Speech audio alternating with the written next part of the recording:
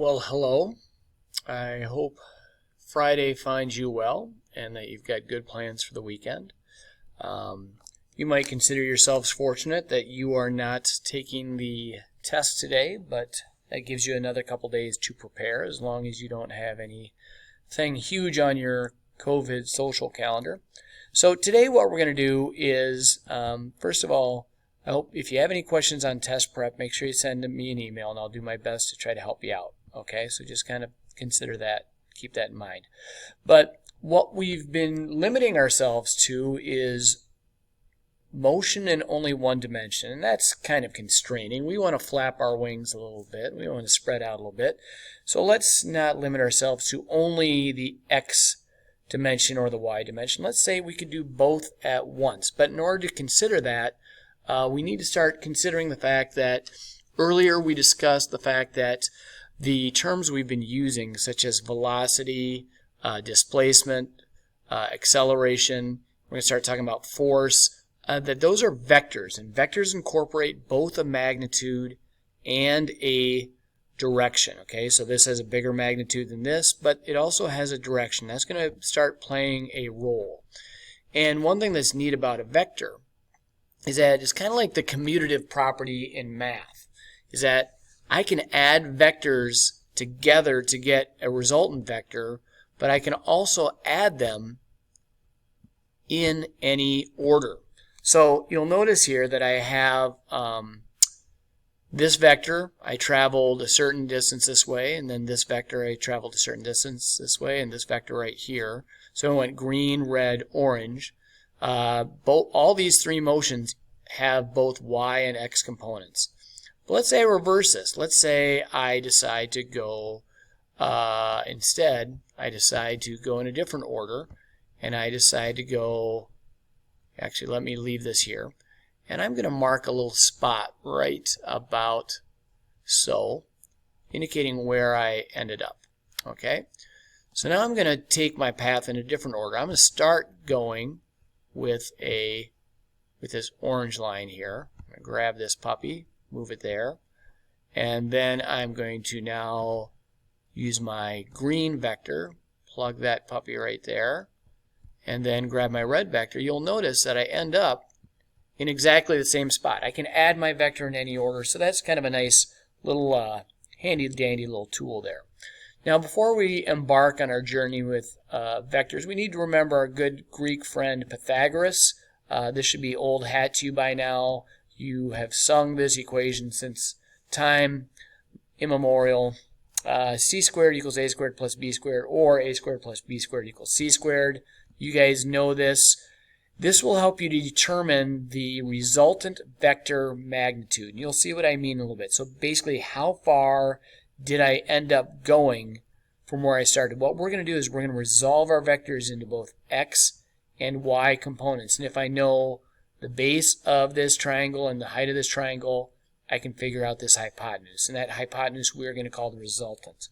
And we're eventually going to be able to figure out that we can also figure out, if I know the hypotenuse in this, I can figure out the height and vice versa. We also need to call into mind a little bit of trigonometry, and you guys have probably been exposed to this idea, and that's SOHCAHTOA. And with that, let's see if we can grab that. So you know these relationships within triangles, and that will help us considerably. So if you remember these relationships, if you don't, you can add those to your toolbox, but that should be part of your DNA by now, understanding those things. So let's say I have a problem like so, just to refresh your memory. I want to figure out what the angle is here, this angle x. If I have a side, this height that's 8, my opposite is 8, and my hypotenuse is 10. Sine is going to be the opposite over the hypotenuse, and we indicate that here. So the sine is 8 divided by 10. If I want to figure out what this angle x is here, I need to take the inverse sine of 8 divided by 10, and that will give me the fact that this angle x equals 53.13 degrees. Now, just as I solved for the angle, And one thing that you guys need to bear in mind, with calculus, a lot of you will be having your degrees in radians. Make sure for this class, at least initially, you keep it in degrees.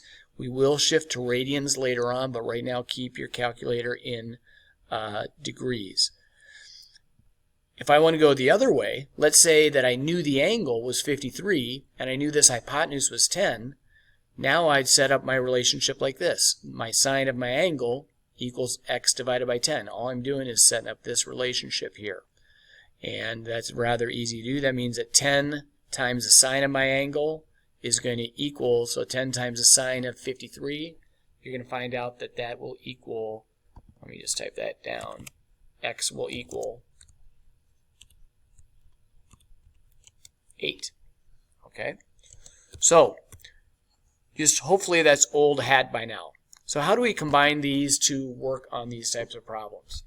So let's say you've got a lost hiker, and hopefully this doesn't happen to our students who want to head this direction.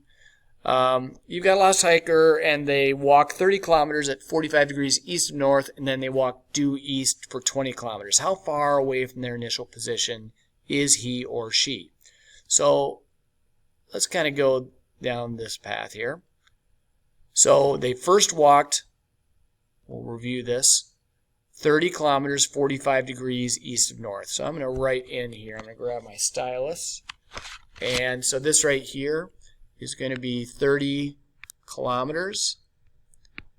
And this is at an angle of 45 degrees east of north. So that's that puppy. And then they are going to be traveling straight east for another 20 kilometers. Okay? And they want to know what this is, and they also want to know what this angle is here. Or you could say this angle. It does not matter what we're looking at here. So now that we have these two vectors down, we're going to start building, and what you're going to want to do is have kind of an x column and a y column, just because you're going to add up what's happening in each dimension. So for the x, we're call this x sub 1. That's going to be our first part of the journey. They traveled 30 kilometers, but they traveled at an angle of 45 degrees. So in reality, 30 kilometers times the cosine of 45, which is about 0.707, ends up being 21.2 kilometers. So when they travel 30 kilometers this way, it means they traveled 21.2 kilometers this way. The sine of 45 is going to be the same as the cosine of 45, so that also ends up being 21.2 kilometers. So 21.2 kilometers east, 21.2 kilometers north. Now for the second part of the journey, you're going to now do this. Second part of the journey, it's all in x direction. You're going to add up these 20 kilometers. There's no y displacement in the second part of the journey. So our totals for each end up being the fact that in the x direction ends up being 20 plus 21.2, so that total in the x is 41.2. The total in the y is only 21.2.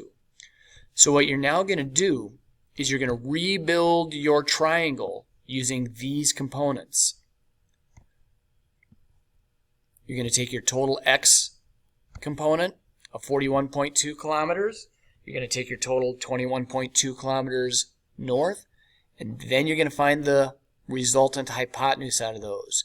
So you unearth your dead Greek guy Pythagoras, you exhume him, and you use a squared plus b squared equals c squared. So you're going to take the square root of 2150, and so you'll find out that the magnitude of the resultant distance is 46.4 kilometers. Now, that gets you only halfway home. Remember, it's a vector, so it includes both a magnitude and a direction. So that's great that we figured out this displacement magnitude, but we still need to find out the vector. And so we're going to take the opposite over the adjacent.